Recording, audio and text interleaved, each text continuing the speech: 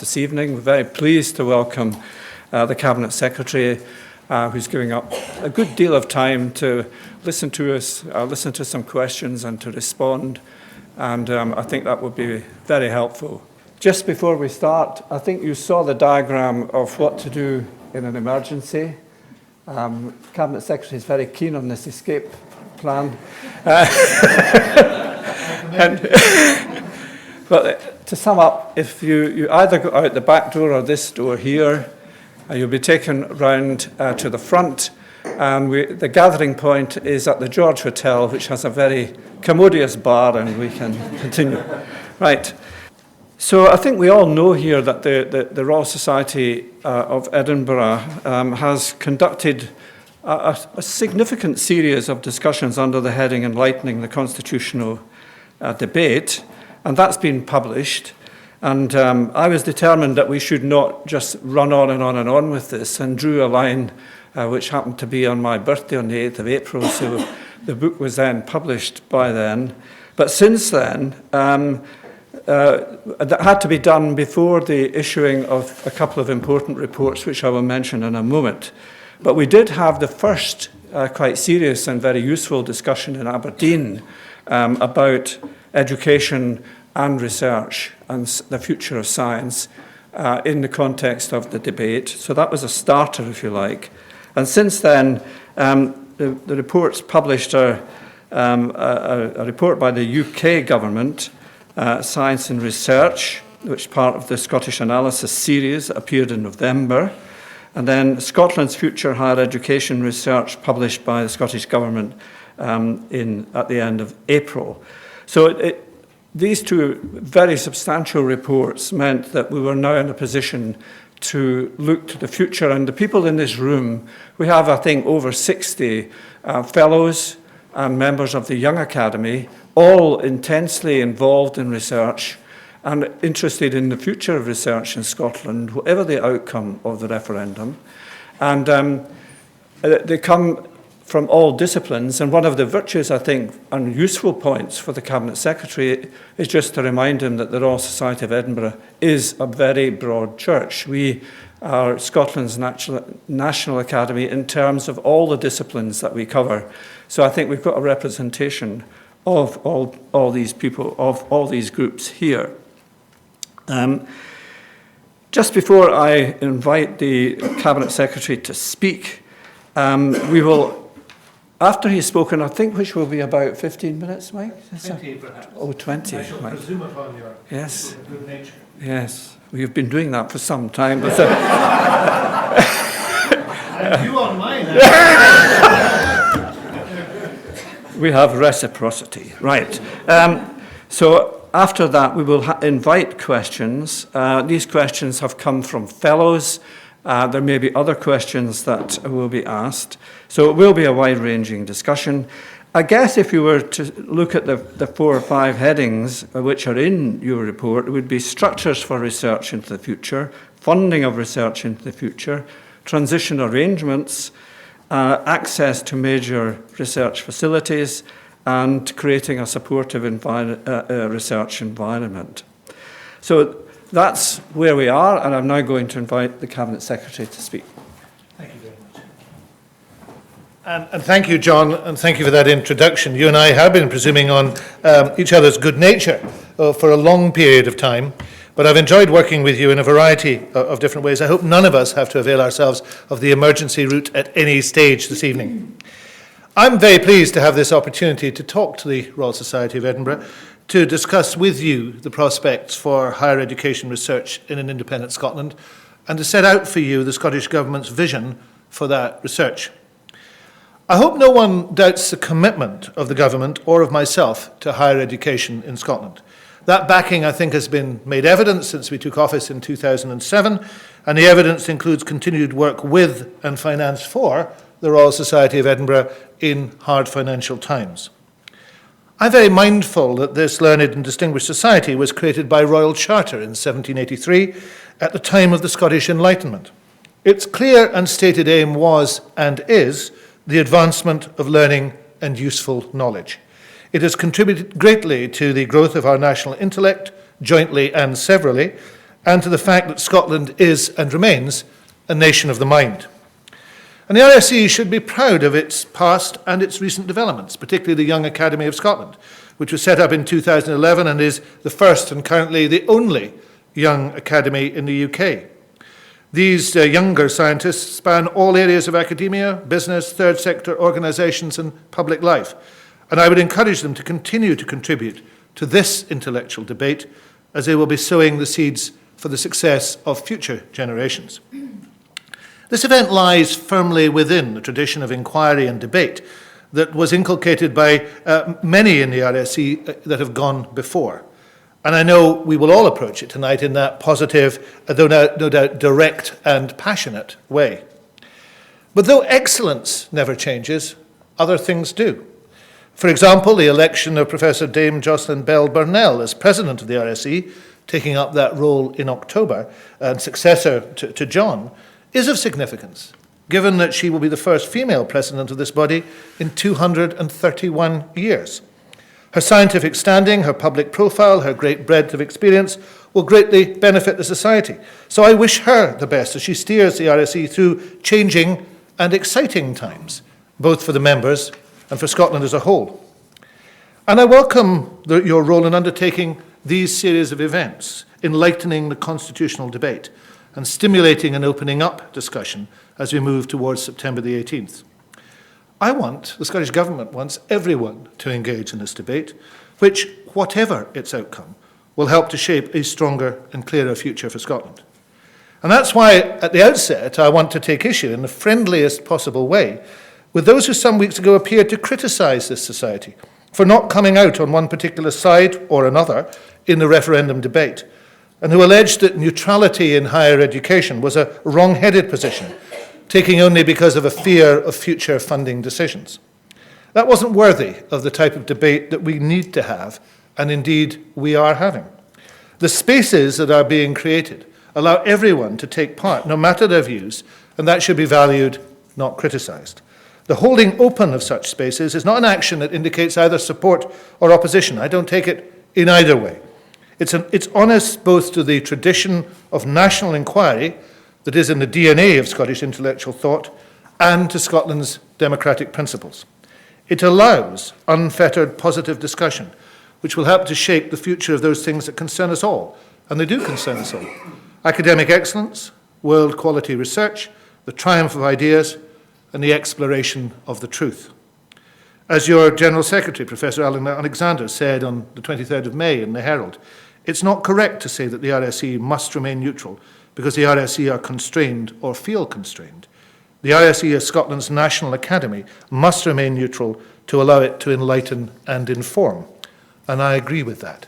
I think that is a profoundly true remark at this stage in our national debate.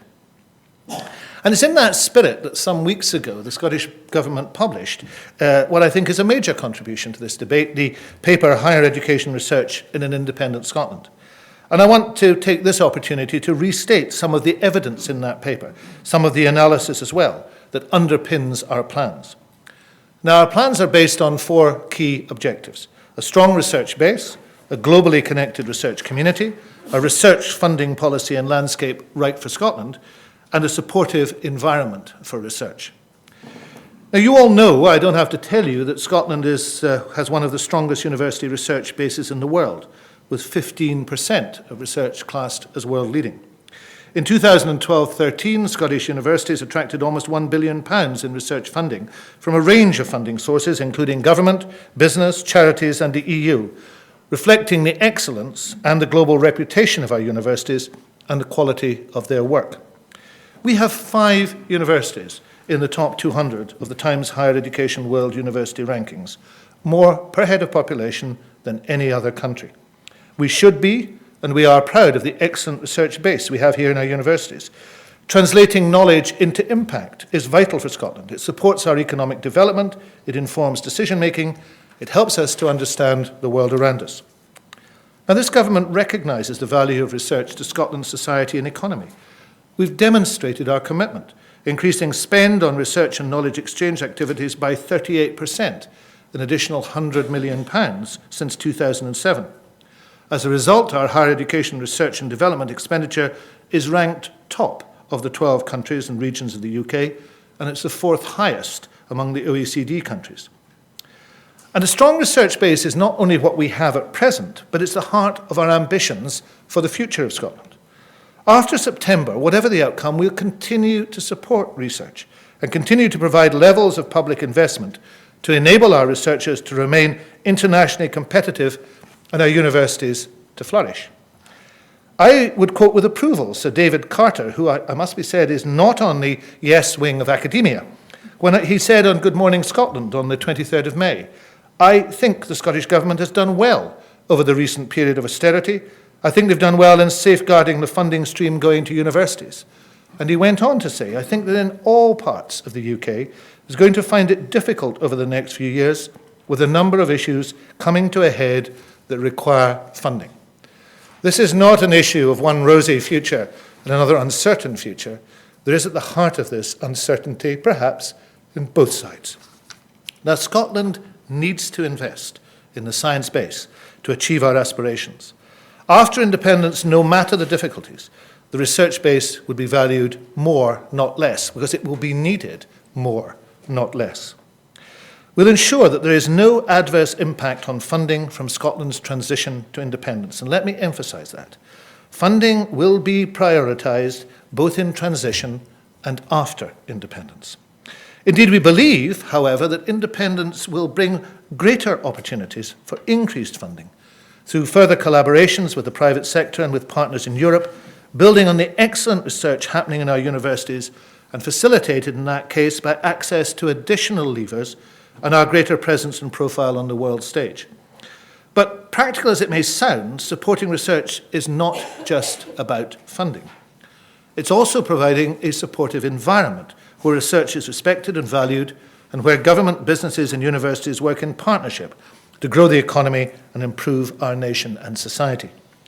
And we've supported novel ideas such as the internationalisation of research pools and more recently development of a network of innovation centres.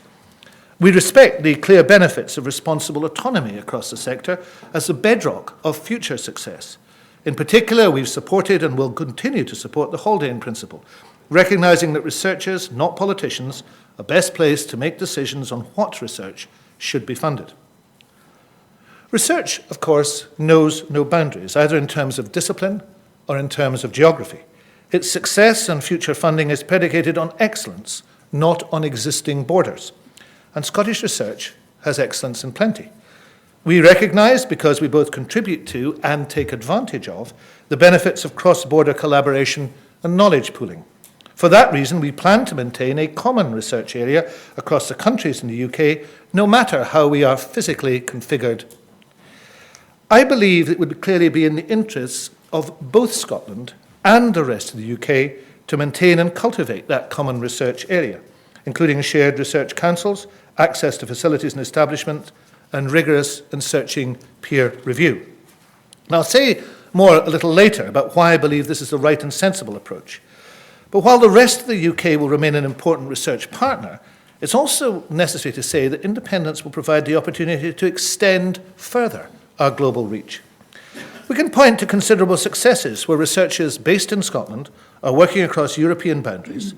These include the European Lead Factory for Integrated Medicine in Dundee, the Fraunhofer Institute for Applied Photonics, and the first Max Planck International Partnership in the UK, supporting collaboration across Scotland's physics pools.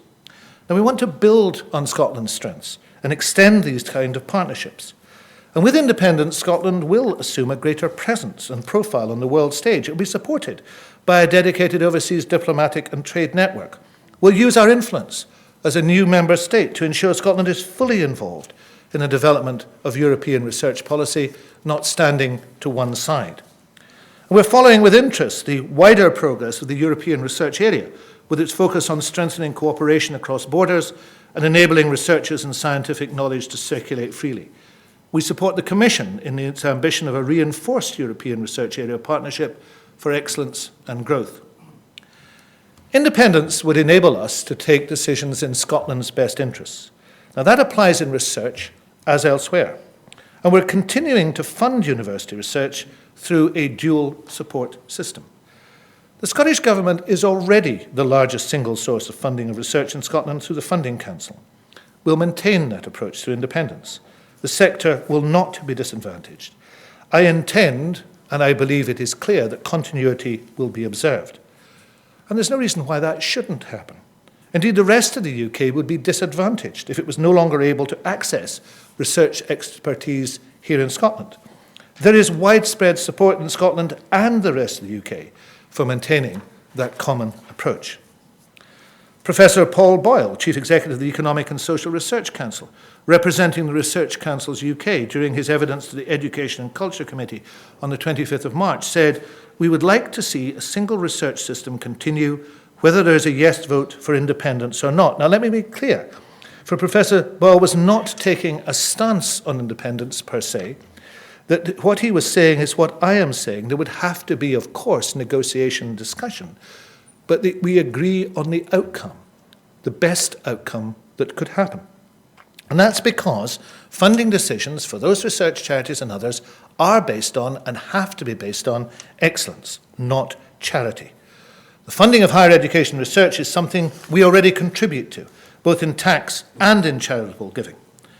And I was also pleased to note, in the light of remarks from Sir Paul Nurse about cancer research, which were perhaps predictably seized upon by others and by the tabloids, that that's also the view of Cancer Research UK and the British Heart Foundation. And indeed, Cancer Research UK said it is in everyone's interest to see this research continue, regardless of the referendum outcome. Decisions around cancer care in Scotland are largely taken in Scotland. We currently work closely with the Scottish Government on these. Now, the excellence of research will not be diminished at midnight on the 18th of September. We will not suddenly, and especially not this gathering, wake up at less bright on the 19th. The excellence will be maintained. Now, of course, all these matters would be subject to negotiation. But the negotiators, many of them, are in this room. I believe that you need to have that role in negotiation. You, the people who know the benefit of continuing to ensure cross-border flows. And you would need to use the opportunity that independence gives you to enhance Scotland's positive influence over the research councils and the decisions, working with people whom you know well. And working with some cards in your pocket for negotiation. We already contribute to Research Council funding through taxation. Indeed, over the 3 years, 2010-11 to 12-13, the difference in funding received and monies contributed was only an average of £36 million a year. That could easily be made up, more easily than the much bigger shortfall to the UK Research Council's budgets if Scottish money was removed. But we want to stay in, not pull out. So following a yes vote in the referendum, we would negotiate with the UK government to ensure continuity of those councils and their role in funding research. Maintenance of that common research area is also consistent with the approach we have taken since devolution. It aligns with recent initiatives by the research councils themselves to develop collaborations and collaborative funding arrangements with partners out with the UK, including Luxembourg, Switzerland, and the United States. Now, as you know, we perform well within the EU with our research institute and businesses, attracting close to 1.5% of the total EU funding for the Framework 7 programme funds. Since 2007, Scotland has attracted €636 million in total funding from Framework Programme 7. Universities and research institutes have secured €538 million of that, equating to 10.4% share of the UK, again achieved through excellence.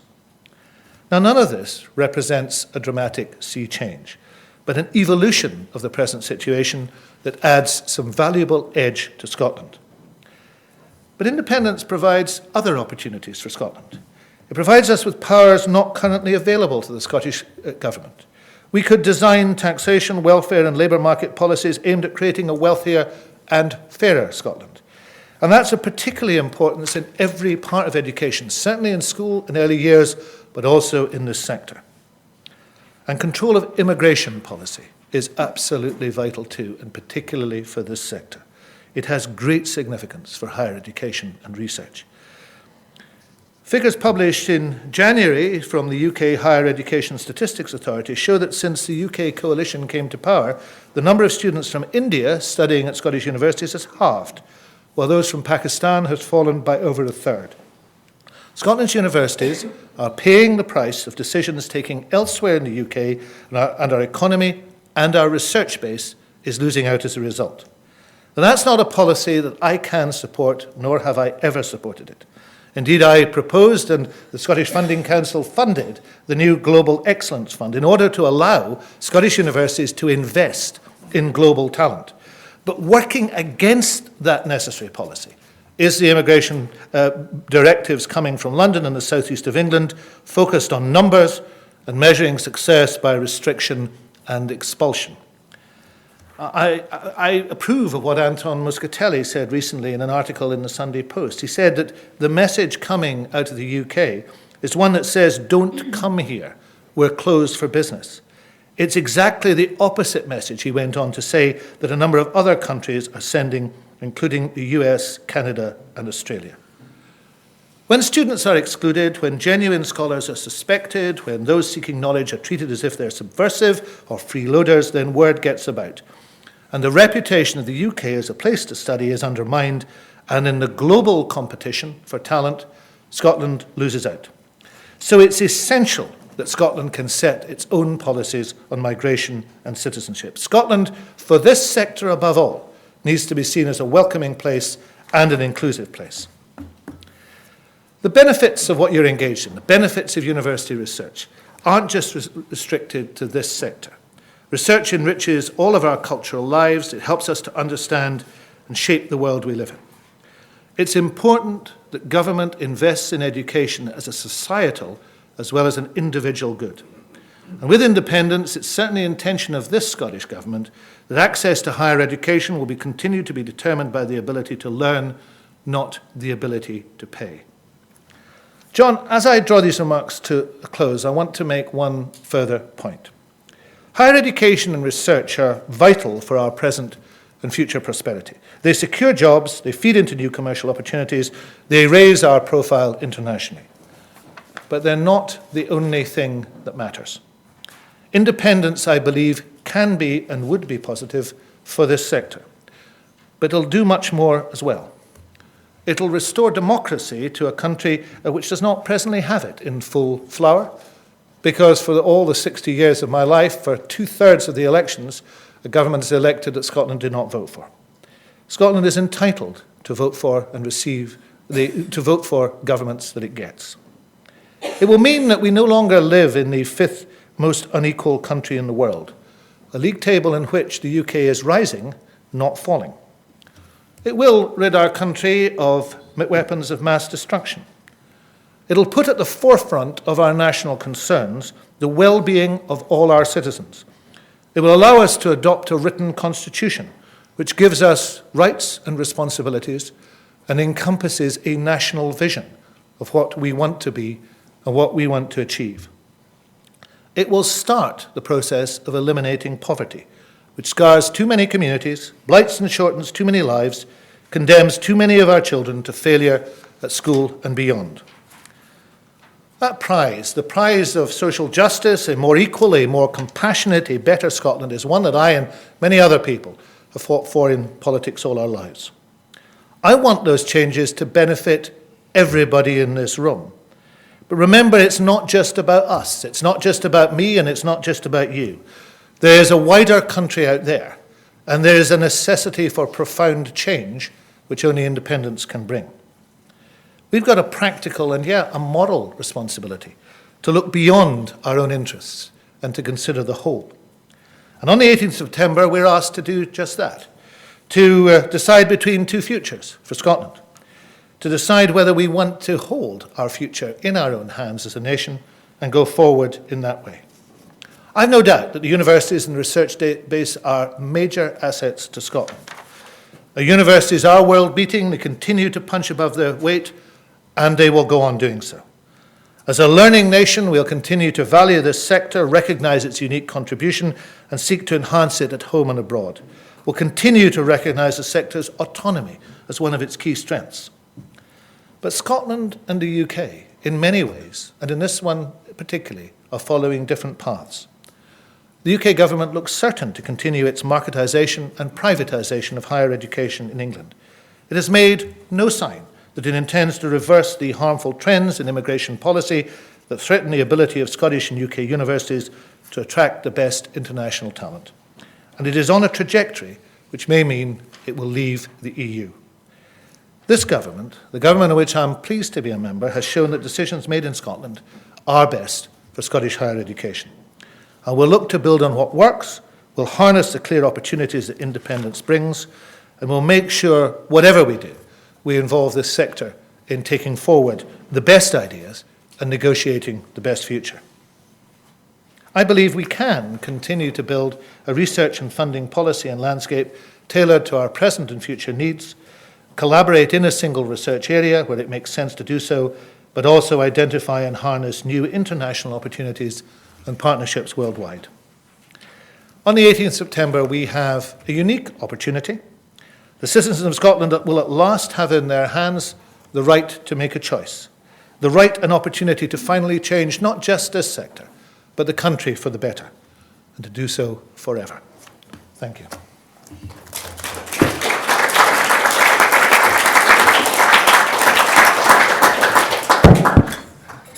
Thank you very much indeed, Cabinet Secretary.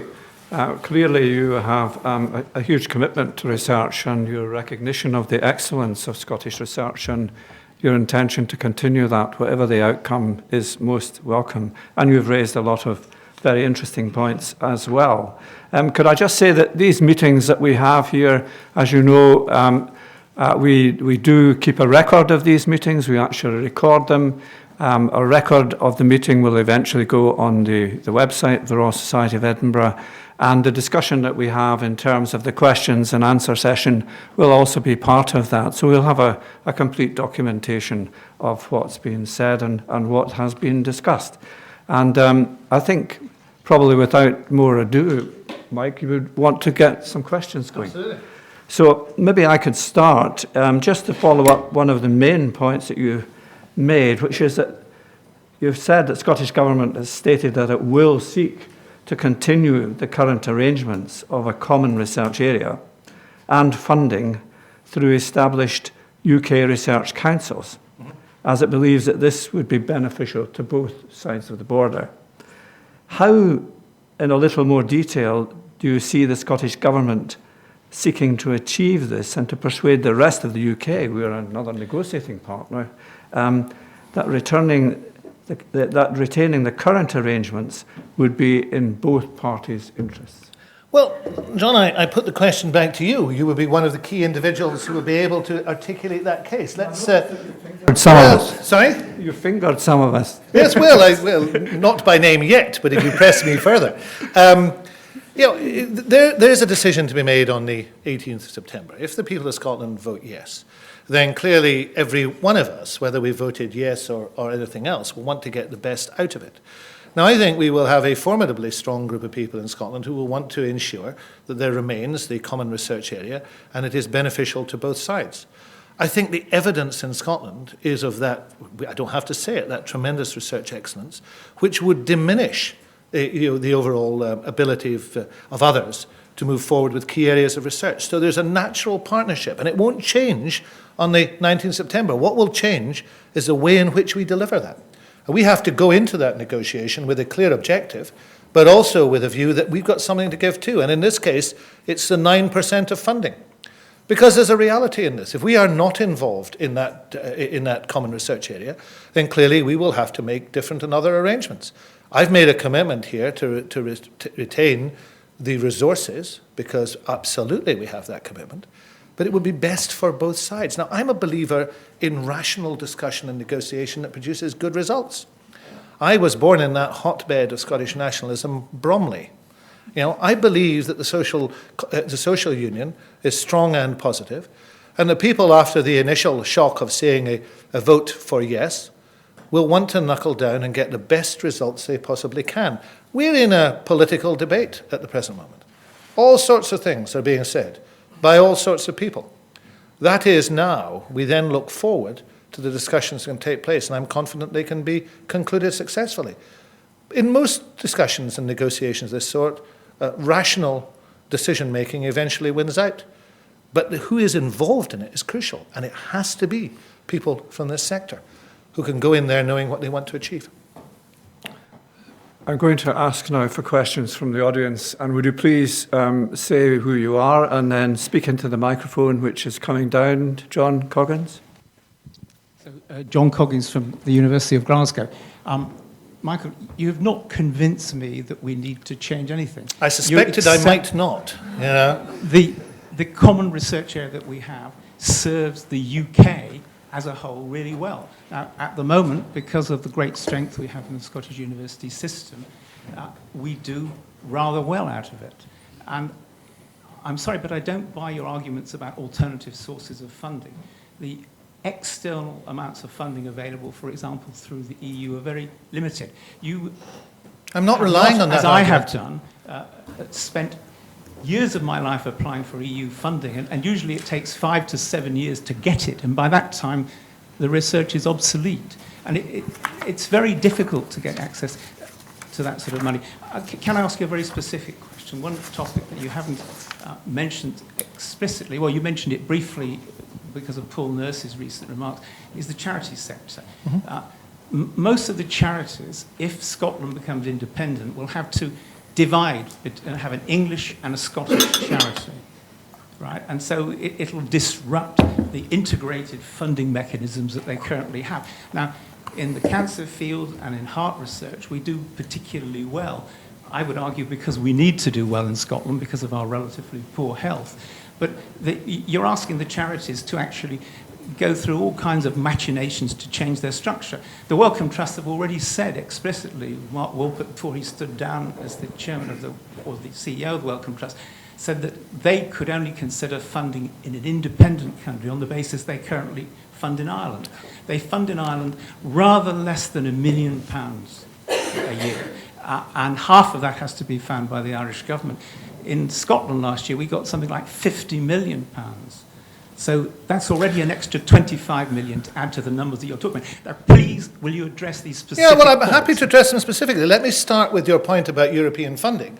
You may find it difficult to address European funding, but I've given you the figures. 538 million euros was made available through Framework 7. So somebody finds it. Allow me to finish. Somebody finds it easier than you.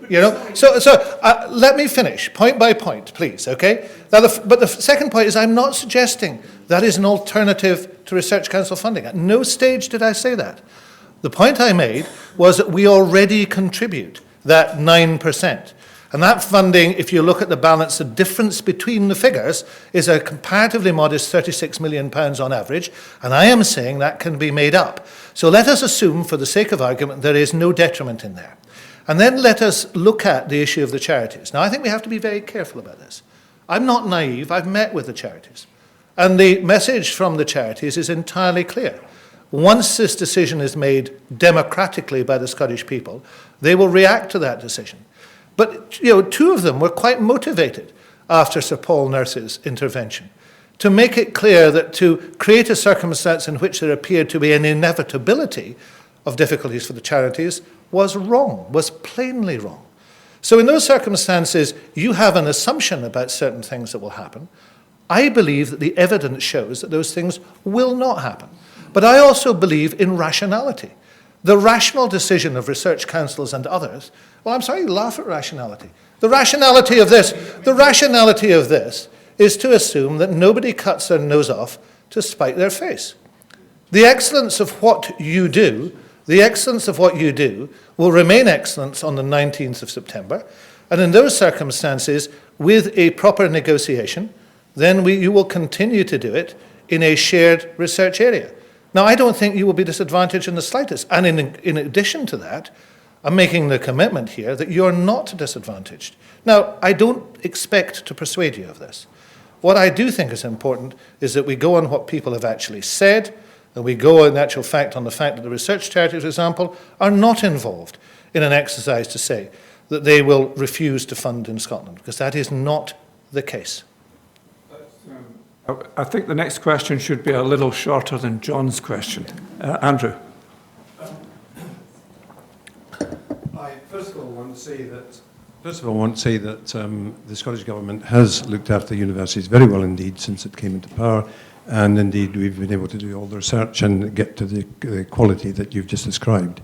That was always part of the UK. You're asking us now to become a foreign country, so we will be different from the UK. Now, that's what independence means. Or maybe, I mean, a lot of what gets said, it doesn't look to me like independence at all. You seem to want to be independent of the UK, but also still holding on to its coattails. Now, I do want to know, at the moment, we've done extremely well and are still doing well.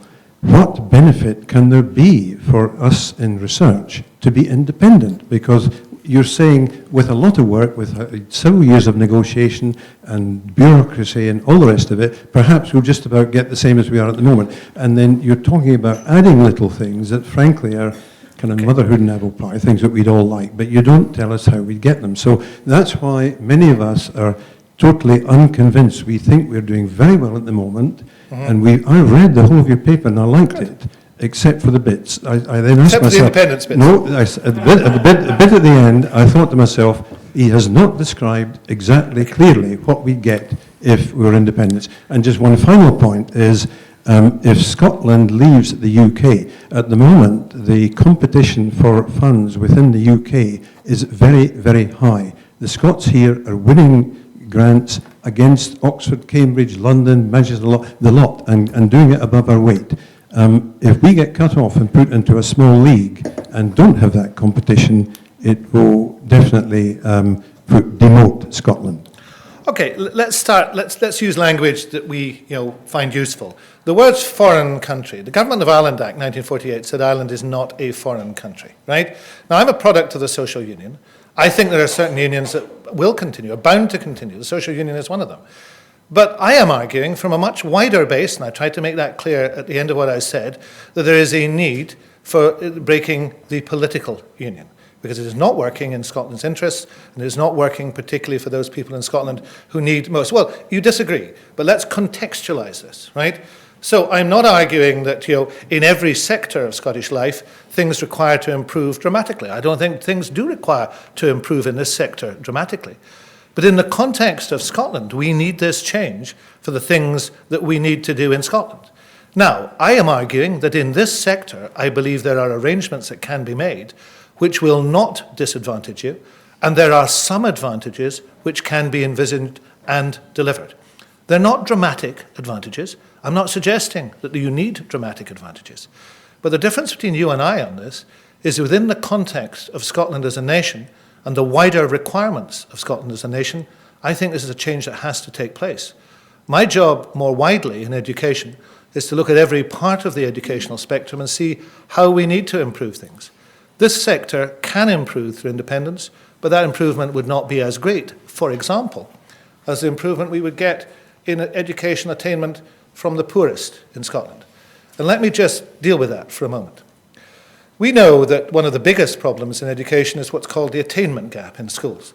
And essentially, to quote the Ontario educator Avis Glaze, poverty is destiny in education. We also know that from unequal access to education. Poverty is destiny. And you only eliminate poverty by using tax, welfare, and labour market regulation. You don't eliminate it using education, because educational powers aren't enough. So if we're going to close that attainment gap, if we're going to try and make sure that that injustice is righted, then we are going to have to be able to control tax, welfare, and labour market regulation. Now, you do that as an independent state. And I could take you through areas of my portfolio, one by one, and I could take you through other areas which I've been involved with. This is I was the Environment Minister, I was Minister for Culture, External Affairs and the Constitution, I've been Education Secretary for 4.5 years. In all areas of my portfolio, I can take you to things where I think there is a crying need for change. Now, in this sector, there's not that crying need for change, so the job in this sector is different, which is to make sure that the sector isn't disadvantaged and, if possible, has some additional advantages. And I believe that that is the case we are making, and making in that paper, which I'm glad you enjoyed, apart from the conclusions. Okay, next question. Yes. Douglas Cullen. I'm not an academic. I see from the paper produced by the Scottish Government in April of this year that with independence, Scotland's contribution to research councils would now come from the Scottish Government budget. And it says this would enable Scottish interests to be better and more consistently reflected in the identification of Research Council priorities. Now, might there be a conflict between the priorities for Scotland and the priorities for the rest of the United Kingdom? If so, how would any conflict of that sort be resolved? Well, I would have thought good sense and discussion is a good way to resolve those conflicts. But that part comes from the work that Ian Diamond did to look at, and I just want to widen the point out because I think it's a good point, to look at what the options were, and we asked Ian Diamond to look at the options that existed. Now, there are a number of options. One of the options was to have the continuation of the research councils, and that's the option that we thought was the best option within this paper. But there were other options. One of the other options was to establish a separate Scottish Research Council and to make sure that the money we're presently spending goes directly into that. What we thought was that it was best to continue the research area because there are advantages in doing so on both sides. But for the money, there must at least be a discussion about what the priorities are. Now, I've committed myself firmly here to the continuation of the Haldane principle, and this document does too. But I think it's rational and reasonable to say that discussions about research priorities would be part of our participation. But nowhere does it say there would be a veto on them or we'd take our toys away or not play the game. They would just need to be a consideration they exist. Now, there is a further, more radical option, and that was one, for example, that has been followed in other places in these circumstances, which is to create that separate research council and to endow it with an entirely separate set of research priorities. I don't think that that is what most people would want to do. And I think the possibility exists of us not doing it, the very strong possibility would be helpful to us. But if people wanted to do that, that could be done. But I don't think there would be an inherent conflict. It's quite interesting the way in which Scottish Government departments fund research. Having been Minister in 3 departments, I've seen that separately. And that includes having some priorities from government, which is directly funded. Environment, for example, does that. 3 questions in this neck of the woods. Graham, would you like to start? Graham Kite, Vice President of the RSE for Arts and Humanities. Cabinet Secretary, can I ask you about transition arrangements? Because there will presumably be a relatively long period between the end of the referendum and, if there's a yes result, end of the referendum and Scotland becoming completely independent. And I think many of us in universities are rather worried about what's going to happen in that period. Yes. Do you want me to take 3 at a time, or do you want me to take them separately, John? I think we'll take it. Is anybody else on transition? David Edward. I'd like to ask about the Horizon 2020 funds of the EU. I think you agree that on the 19th of September there will need to be negotiations at 2 levels, negotiations with the rest of the UK and negotiations in some fashion to determine Scotland's relationship with the EU. Now, what I would like to know about is the method by which Scotland can continue to have access, can be sure of having access to Horizon 2020 funds during that period. Yeah.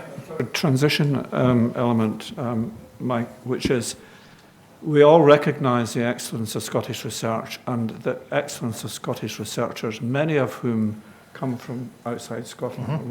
They depend heavily on that source of expertise. In the transition period, if that is very long, inevitably there is likely to be or possibly be an element of uncertainty about recruitment and retention. And I'm sure you've thought of this, but there's 3 aspects of transition. There has to be a guarantee during the transitionary period that there will be no disadvantage. And I've said that openly. I said it at the launch of the research paper. Some people, I think, were at the launch of the research paper. So when people apply in those circumstances or are involved in applications or require underwriting, that has to exist for a period of time. So there's no avoiding that. There has to be guarantees during the transitionary period. David, your question, you are much better equipped to answer that question than I am. I'm always worried when I ask questions of that nature by somebody who knows more about the subject. My assumption would be that there would be a continuing membership from the 18th of September until the point of independence, and therefore I would ask whether it would be right or proper to disadvantage continuing members in the application process. But again, I think there would have to be some transitionary support while that was taking place. But I don't anticipate any difficulty in providing that transitionary support. John, I don't think in migration terms there is much difficulty in that regard. I think we're entirely clear on what the migration rules should be and how post-work visas should go in, amongst other things. We would want to make sure we were in a position to put those in on the date of independence, which is estimated to be the 24th of March 2016. Jim Gallagher's getting something from his friends. I'm no need for that. Oh, fine, okay. Well, I'm relieved you have friends. Yes, this is two questions here. All right. So some of my colleagues have said that they're very happy with the current circumstance and worried about what might happen if things change. But we all know that when the coalition came in, there's a time when they were saying, oh, well, we can't afford science, and they were going to cut it drastically. And only in the end were things kept about level. Just yesterday, I happened to be at an international conference just down the street right now, and the representative from EPSR came to us and said, well, funding is level. So I said, does that mean it's level with inflation, or that with inflation it's going slowly down? And she had to admit, well, it's going slowly down. So based on the traditions of what kind of governments get elected in RUK, there's not always strong support for science. Based on the traditions of what sort of governments the people of Scotland elect, there is strong support for science. And I wonder if going forward, if we do have this common framework, and if RUK decides, well, we're not going to fund science as much, what do you think will happen in Scotland? Well, I think I wouldn't go into detail of each part of that, but I think there is a general question that needs to be asked. You know, if Scotland does not change in this way, what happens next? You know, do we just keep our fingers crossed and hope that there will be a change in the UK, and that change in the UK will in some miraculous way either guarantee what's taking place now or improve it? You know, I hear that argument quite often. I hear it particularly from Labour supporters who say, and I understand it very much, that this is a change which we don't need to do because a change of UK government will guarantee a far better deal for this sector or that sector. Now, empirically, I think, I've reached the age I have done by observing these elections which do not produce those results. To quote the book of Proverbs, if I may be, hope deferred maketh the heart grow sick.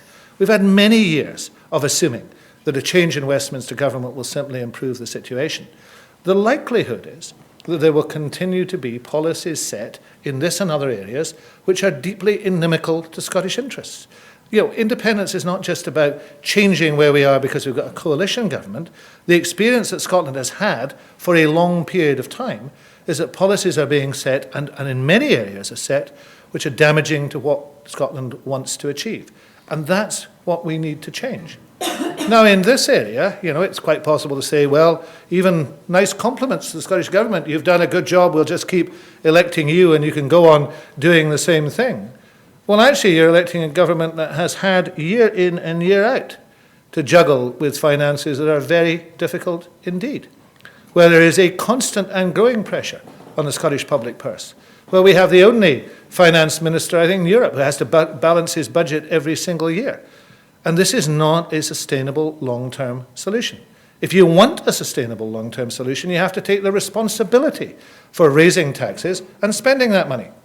Now, I think there is in Scotland a desire, and it's shown largely across party, I can't speak for every party, but largely across party, to continue to invest in the higher education sector, to make sure that education is regarded as one of the priorities in our national life.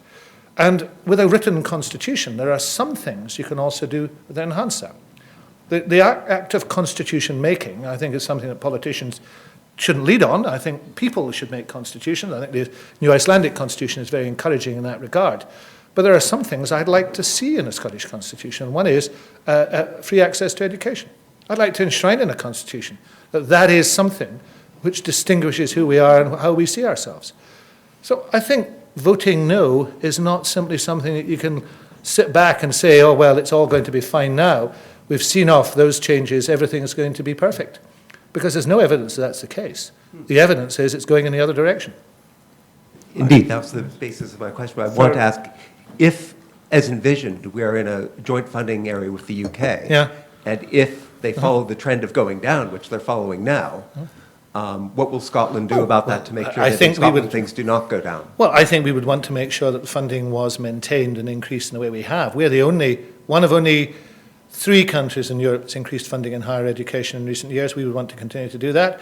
I suppose in those circumstances you might say, well, we can do better without these. But I think the transitionary phase of making sure that we can make these work might also be an example to others, you know, that this is possible to do and to do well. End of the row, 3 rows back. You can get it later. There's somebody behind you. Sorry. Steve Beaumont, University of Glasgow. Picking up on something you said early on in your speech, Cabinet Secretary, along the lines of you saw the opportunity for getting increased investment from industry in the research base as a result of following on from independence. Bearing in mind the very low levels of R&D spend in Scottish industry, and that's been a situation for as long as I can remember, what is it that you expect to be able to do following independence, which is going to encourage more spend by Scottish industry in the research base, or indeed attract greater inward investment in research from industry?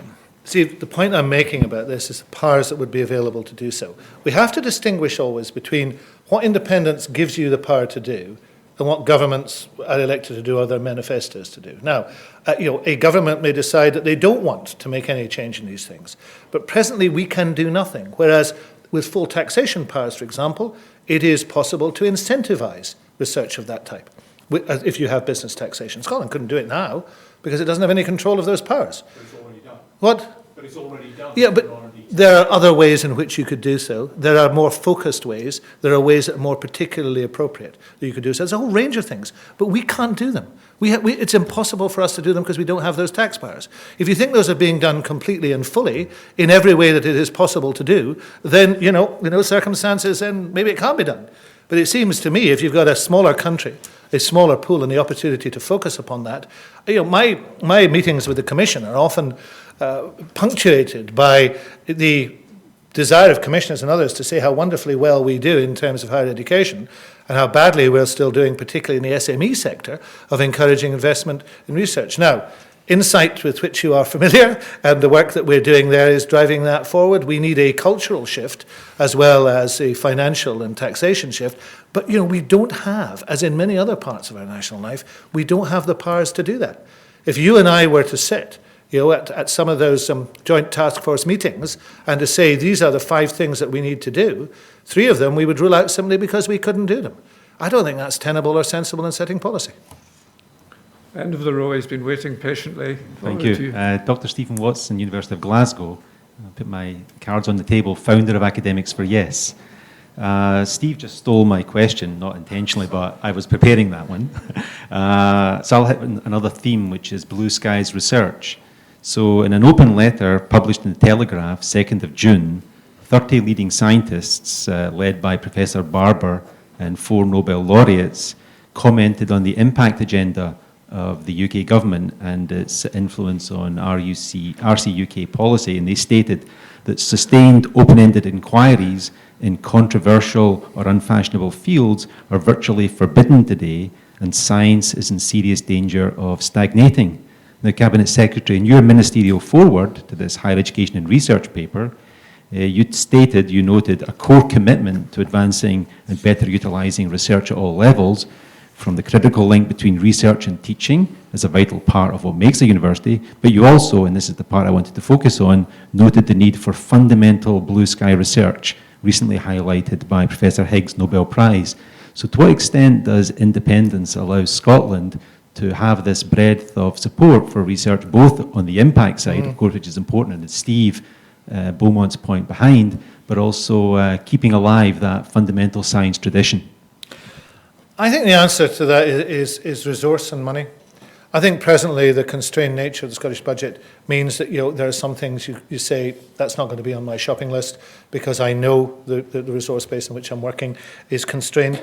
I still have, after even 4.5 years as Cabinet Secretary, some things I would like to do, some dreams that I haven't actually managed to turn into reality. And 2 of them, one is to expand the funding that we have available to that type of research, which is not necessarily 4-star research, but to say how do we stimulate things which we don't see it, may not see a very clear direct return from in early stages, which may be in no way means world leading at this stage, but it is necessary to start to encourage. And actually in some unusual places, or places that we don't do enough of it yet, there are, for example, the University of the Highlands and Islands, there's a limited capability. It would be important that we started to stimulate that research. Now, I look constantly and Paul knows that I ask for money from time to time to do interesting things, and sometimes they say we just don't have that money. We're able to do, for example, the Global Excellence Initiative because we focused on something that really needed to happen at that particular time. So that's one area, and I think we could do more. And I think it's a question of access to resource. The second one actually is to do with funding of postgraduate study. I think I've tried to push forward over the last few years a growth in the funding available for postgraduate study, and I think that is the trend and the direction where we should go. But it's very difficult to take existing resources and reallocate them in another way. It's the same problem you have when you look for preventative spend in any portfolio. You know instinctively that preventative spend is where you should spend money. But what you're doing is taking money from people who already have it to give it to others, and that is nearly impossible. I won't say Scotland is particularly the land of the vested interest, but there are, from time to time, it feels like it. So those are things I'd like to do. I think that what we have then, with a wider canvas and an opportunity to make things happen, I think those are things we can aspire to. Right, there's another 3 questions, waiting, one on the right and then 2 on the left, and then we're moving through time, so we can't go on for too long. The one at the end of the row over there. Yes? Okay. You have the microphone. Okay, so Peter Clark, University of Edinburgh. You gave a very clear statement about protecting research, protecting funding, but that was a general statement, and my question is about large-scale research. I happen to be spending a lot of my time at the moment preparing a response to the BIS consultation on capital investment, and if you look through that document, there is a whole list of very large-scale research projects throughout the world, and Scotland is involved in many of those. My university, my department is involved in many of those. Now, these are characterized by you can only build one of them. You have to contribute to a major international global endeavor. To pick one that's not my area, the square kilometer away array radio telescope, for example. The thing about these is they often mean a subscription. They mean a commitment for many years, 10 years or more, to something that has large cost. Now, there has to be a natural suspicion that actually you might decide to just not do these, and in the long run, and to concentrate funding on short-term, very commercially focused research. Don't get me wrong, I'm not saying for an instant that that latter is not a good thing. So if you could comment on that. And the worry is, and here I freely show my ignorance perhaps, that there are small countries I can think of, and certainly in my own area, I should say I work at the Large Hadron Collider. I believe Ireland has almost no footprint there compared to its population, and I think of other countries where I could do that calculation. Okay. I think this is in the realm of national priority and national policy. It's not an automatic result of size, though Scotland would be, and is a very wealthy small country. One of the persistent myths that I have lived with all my life, imposed, over many years, has been that we are too wee and too poor. We're a very wealthy country. It's national priority. Now, I can't give you a commitment. I can't bind my successors in national priority. But I do think the evidence has shown that Scotland wants to punch above its weight in a whole range of areas. I think the evidence has shown that there's a commitment to international collaboration. Indeed, one of the frustrations that I feel as a Scottish Government Minister, that most of my colleagues feel, is that we are at arm's length from that international activity. I've been to CERN. I had a wonderful visit. I was inspired by it, and I got to make cloud chambers in the afternoon as a student. I have to say, I showed you around. Yeah, and wasn't it great? I hope I behaved myself. It was a great experience. Now, I think as a matter of national priority, you can't do everything. No country can do everything. But I think we would want to continue to participate and to participate fully. The opportunity it gives us also to participate on a European and world stage as players and deciders is very important.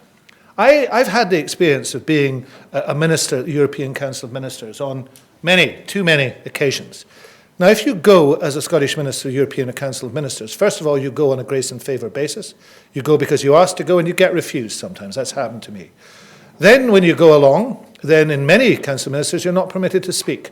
I had the experience of going to the Fisheries Council on one occasion in Luxembourg. The UK delegation was headed by Jeff Rooker, a very nice man, Labour peer. By his own admission, he'd never been to a Fisheries Council, he'd never been to Luxembourg.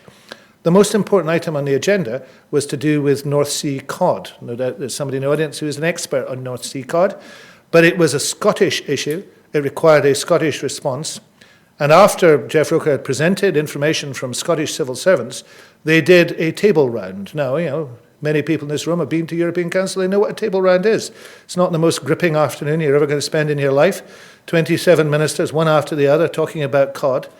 Even the Luxembourg fisheries minister got to comment. That's not even a full-time job. The minister who didn't get to comment was a Scottish minister. Now, that's not tenable. And if that happens and is repeated again and again in topics such as yours, how shall we fund this? Who will be the partners? Then we're not playing to our full strength. I think there's a desire to play to that strength. I'm not saying that every project Scotland could compete in, but Scotland's a country that has been good at looking at the longer term, and is also a country that has shown a national priority for science and for research. And I believe those things will continue. I'm going to take 4 more questions because we are running short of time, and Mike has done, he's tried to address all the questions we've asked thoroughly, and I don't think we should keep him for too long, but there, I think, are 2 questions on the left here. My question, I'm Doreen Cantrell from the University of Dundee, and my question is about research infrastructure and how the Scottish Government is supporting this. We punch above our weight in Scotland in terms of access to charity funding, access to Research Council funding, but under the dual support mode, I have not seen evidence that the size of the Research Excellence Grant increases to match our increased winning of funding from the UK. So that makes it hard for me to trust when you say that things are going to be okay, which is what I'm hearing from you.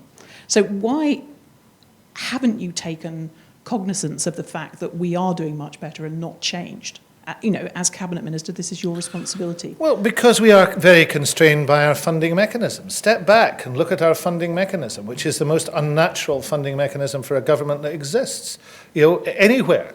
The Scottish budget, there is no capability, apart from the 3 pence up and down in income tax would cost you more to raise than you would get in collection. There is no mechanism to raise taxes. There is no borrowing mechanism. John Swinney has to square the circle every single year. And things are constrained. They've been even more constrained in recent years with the cuts that have come down from Westminster.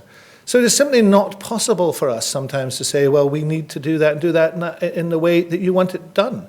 But what we have done in university funding is kept our pledges of how we would take that forward and continue to fund universities year on year.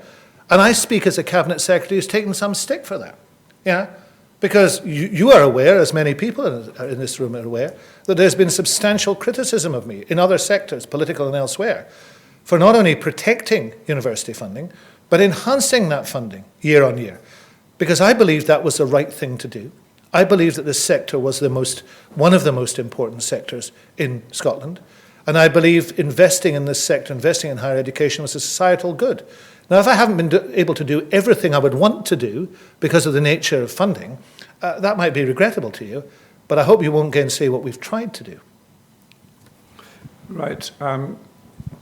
Yes, that one at the end of that row, yes. Alan Archibald from Edinburgh. We spent a lot of time in research. I'd like to turn to education and access, and possibly more of a comment rather than a question. I'm offended and affronted by American exceptionalism, where they throw their weight about and write the rules according to their wishes. Scottish exceptionalism, as evident through a number of the Scottish Government's documents and proposals for independence, including those in terms of what fees would be charged to English and Welsh and Irish students post-independence in the face of EU laws that say otherwise, I'm not entirely sure I could say they offend me. At worst, they're naive. And that naivety, I think, pervades a lot of the wishful thinkings in your document. Well, it is an observation. I perhaps should respond to that observation. I don't think there's wishful thinking in the document. I think there's hard-headed thinking. I was involved with all my colleagues in drawing this document up. I think it's a clear and honest attempt to tell the people of Scotland what we believe to be the case.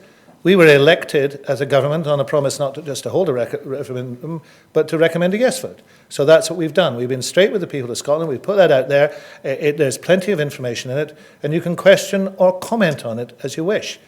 But let me just address this question of fees for English students, rest of the UK students. Nothing would give me greater pleasure if we got back to the situation where this was not necessary. This was a decision, a policy decision made elsewhere. It's a policy decision that I believe in the long term, perhaps even in the short term, has been deeply damaging to education south of the border and the rest of the UK. I believe the perversion that it is bringing into the system will continue to be deeply damaging, and I think we will see some of the ill effects that exist in the United States system existing in that system. It is essentially an attempt to privatise.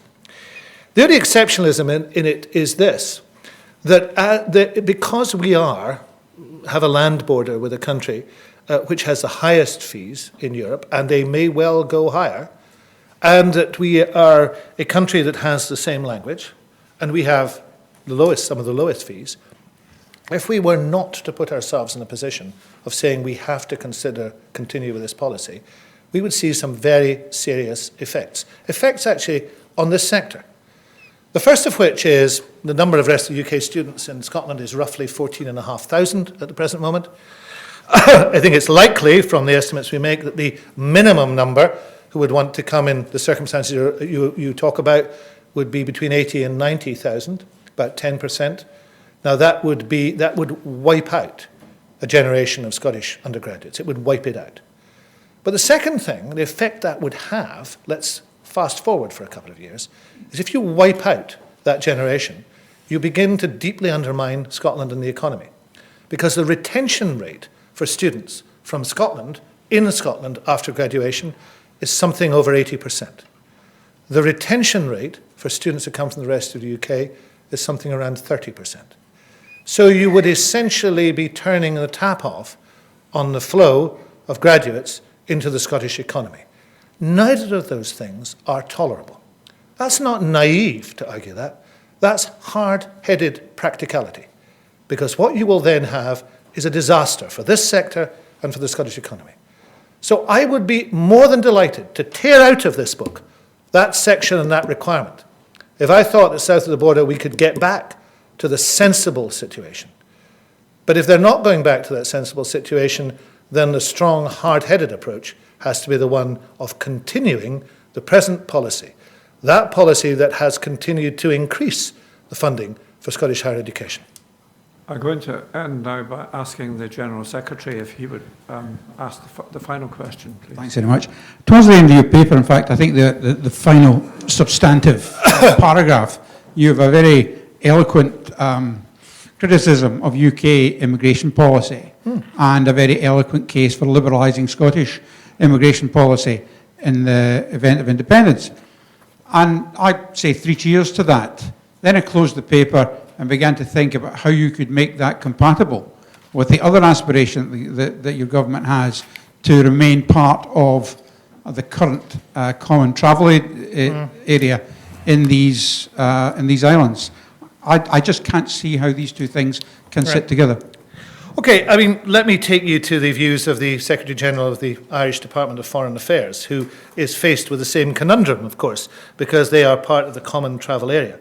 Now, his clear opinion, expressed actually in January very trenchantly on this issue when the criticism was made, was this, that the Irish government regards itself as fully in charge of its own migration policy and indeed has a different policy in certain areas. Because there is the issue of settlement, where people choose to settle, there is permission to settle. You know, there are not going to be borders, which is the first argument, because a common travel area, I think, is desirable for all of us. But a government can make exceptions and differences, and can impose and allow those differences to apply, for example, on conditions of residence. So there is no difficulty in so doing. To accept anything else would be to accept that there can be no differences in migration policy in any common travel area, and that's simply not true. So in these circumstances, I'm confident not only we'll do it, but we'll get the benefit we need to get. Because we're also talking about comparatively small and well-focused issues. You know, one of them is highly qualified and highly skilled people who we need in this country. Another one is a type of researchers and early-stage academics who you need in your institutions, but you can't presently get, not just because they're not getting in, but because they believe they won't get in. So we need to change both of those things. And it is perfectly feasible and possible for that to change. The numbers are interesting. The First Minister was talking about them last week. The actual increase in number is not that great. There's already a comparatively reasonable flow, but it needs to be bigger. But it is a type of people, where they come from and how they contribute, that is really absolutely vital. And that's what we need to change.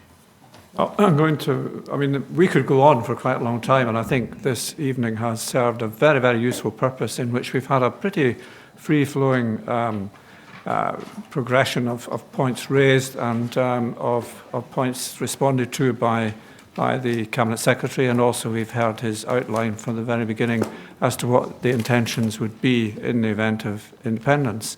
I just want to set this in context. We will do a report of this discussion. It's very useful.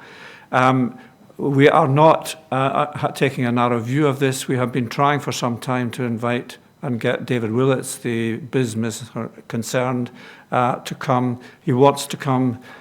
This evening he's actually at a meeting of the Federation of Science and Technology talking about China, and I was supposed to be there because I've recently done quite a lot. So he can't be in two places at once, but we are trying very hard to get him to come, and I think we will come, and of course he will then respond to whatever questions we ask.